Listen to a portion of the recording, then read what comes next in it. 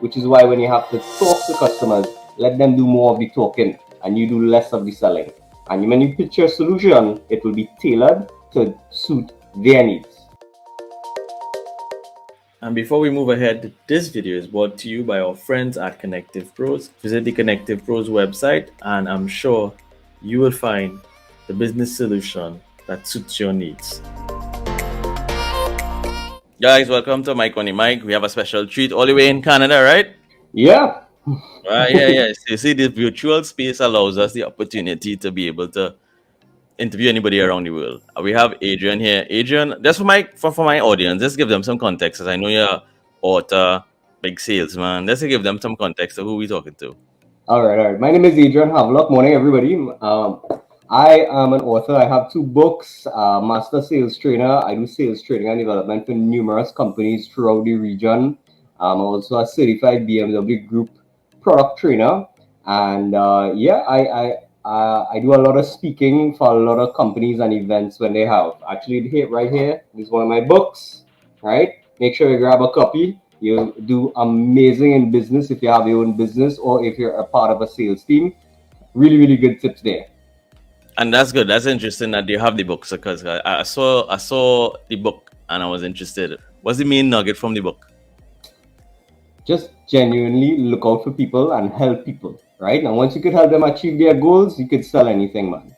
I reached out to you simply because you put out a Facebook, a LinkedIn video, and it was very interesting to me. The art of selling without selling, basically. That most people, when they interact with a salesperson, they're always trying to sell you something. Right. But from the core value, from what I got from your video, was basically don't try to sell, try to listen. How important is listening in the process of sales for people out there who maybe want to try again to get into your industry?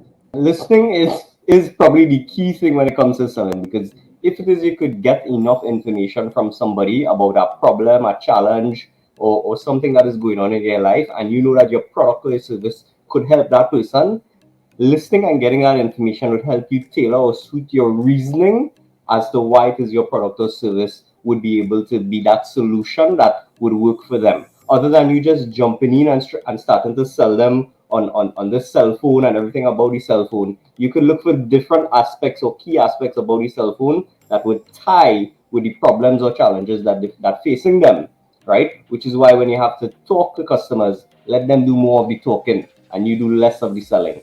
And when you pitch your solution, it will be tailored to suit their needs.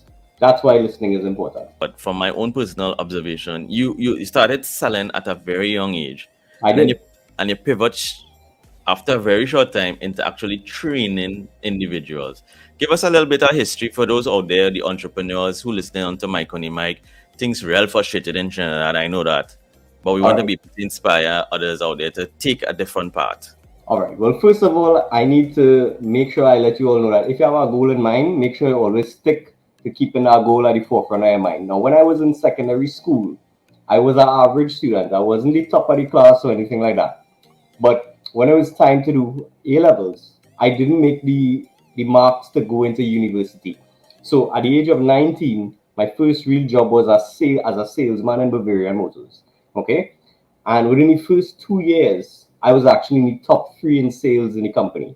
So jumping into that industry where you needed to be 25 years and over and have a working vehicle, neither of which I had. I just jumped in, they took a chance on me, and I started outperforming my colleagues who did 10 and 15 years, right? Within the first 2 years to become in the top 3. I didn't hit number 1, but the people I was learning from was at number 1, right?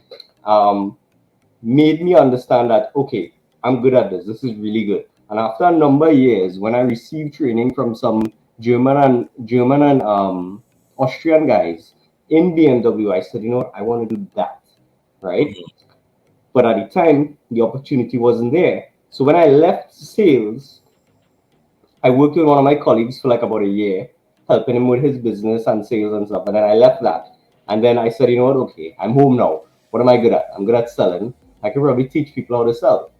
And I called up my very own clients who I had great relationships with. And I was like, hey, you want me to train your staff to sell the same way I convinced you to buy your BMW? And they were like, yeah. So that was an easy transition into getting my first set of clients. And it just blew up from there. I started working with numerous companies.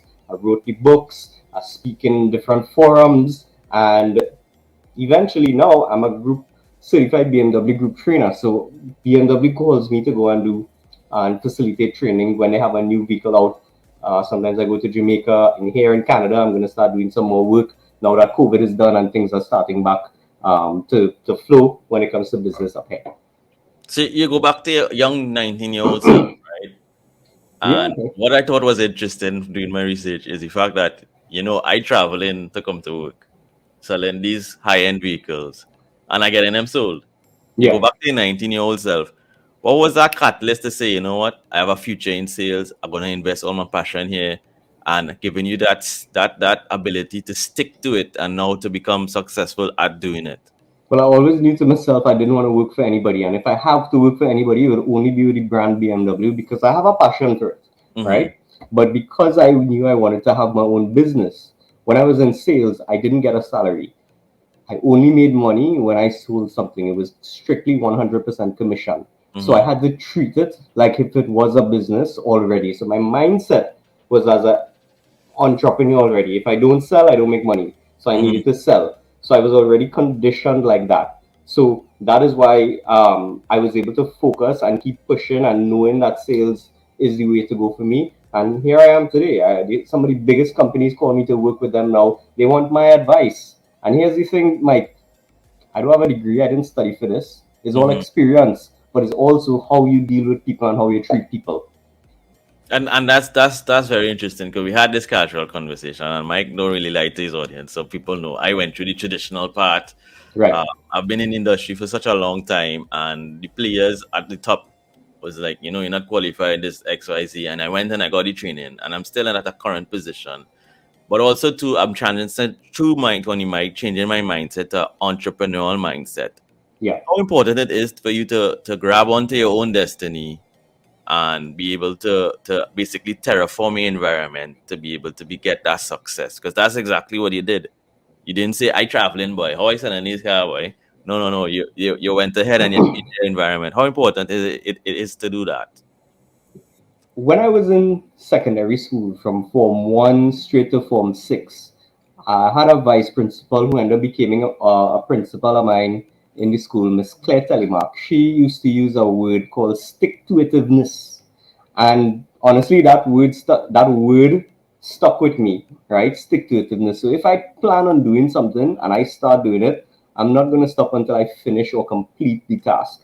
So I set a goal in mind. I'm going to make sure it's going to happen at some point. Sometimes I never put a timeline on things. I just know that I'm going to finish it when it's finished. For example, the book. I knew I was going to write a book. I didn't know when I'm going to finish it because I didn't put a timeline to it. I didn't dedicate certain hours to the day every day to write. No, I wrote when I felt like writing, but I knew I was going to finish it at some point. And this took me like 2 years and 4 months, right? But at the end of the day, stick to itiveness. You have to, if you set your mind up to do something, do it and complete it. No matter how long it takes, just complete it. I don't like when you start something and you leave it incomplete. You need to Hmm. make sure you get it done, and that's been working for me. Right? You say you're gonna do something, do it. You're gonna be on time, be on time. Yeah. What's interesting about it for me personally too is like for me being in the industry for Mike on the mic, I've been content creating with a lot of people in the past, and I say, why don't I start creating my own content? Right. And you just give me the faith to continue doing it because as I said before in the past, it takes time, and consistency I think is the number one factor in doing that. But as time whittling down here quickly, this 10 minutes going so fast, we only have a little bit of time. For future in sales, what are the things that you need to invest in personally to be able to be good at it? Training. Make Mhm. sure you do different types of sales training, but also adapt it to your environment, your Mhm. culture. I mean, you could do a lot of foreign training, but not all the techniques would work with a Trinidadian or Caribbean culture. Okay, so Mhm. make sure you take the good points of it, you take your personality, and you align them, right? Making sure it's meshed well, and always go out there and focus on helping people solve a problem. If you realize that your product or service cannot help them, move on, go to somebody else. Don't force a product down a customer throat.